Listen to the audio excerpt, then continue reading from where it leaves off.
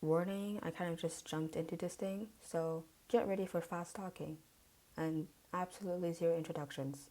Good luck. The Toronto Board of Education Board of Directors (TDSB) voted 17 to 3 on May 25th to cancel the entrance exams for all specialty classes. All IB courses, TOPS, Max, STEM, and arts and other specialties will not be tested, meaning that students who are interested in the enrollment is enough.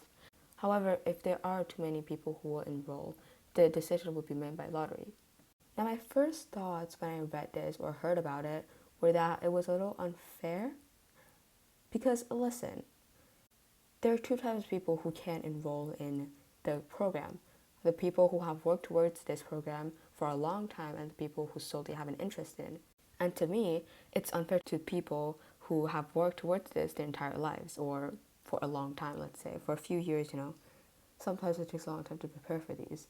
When it says that if there are an overwhelming amount of enrollments and there aren't enough spots for every single one of those students who enroll in a program, it's going to be decided randomly, which means that the efforts of those students who have worked towards this program to make sure that they can get in will go completely disregarded. And that, I think, is the worst thing that I have to say about this whole decision. To me, that's not the best logic that a Board of Education can come up with. But let's read a little bit more into the situation. So to give a little more context, the Toronto Board of Education's Board of Directors voted at a meeting Wednesday night to remove all exams, tests, interviews, and admissions requirements for dozens of professional schools and programs. Education Director Colleen Russell-Rollins said in the policy change would, quote-unquote, provide a fair opportunity for all students who have an enduring interest and passion for the subject area. These were her introductory remarks on the matter. The Superintendent of Education also said, quote-unquote, we must not forget that public education is for all. We have a responsibility to remove the barriers that hold students back from their education and provide them with the means to pursue their dreams and reach their full potential.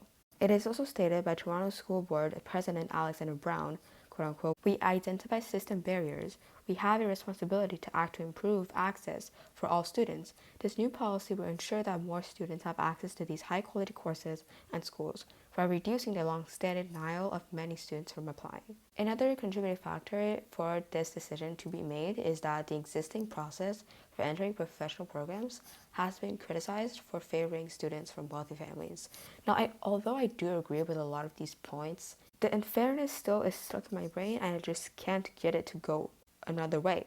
I do understand the school boards wanting to give opportunities to those who do not have the resources or funds. By that I mean having the funds to pay for the exams and process and tutoring to prepare for that course or that program. Although I do understand that, I think that it is not necessarily better. I think just logically, if there is favoritism towards the people who don't solely have an interest and favoritism towards the people who have had experience slash tutoring slash classes slash preparation towards that subject. I'm just saying that when it comes to the point where there is more enrollments than there are spots to be filled, the people who are going to be enrolled in that program should not be decided by random and by picking randomly and by lottery.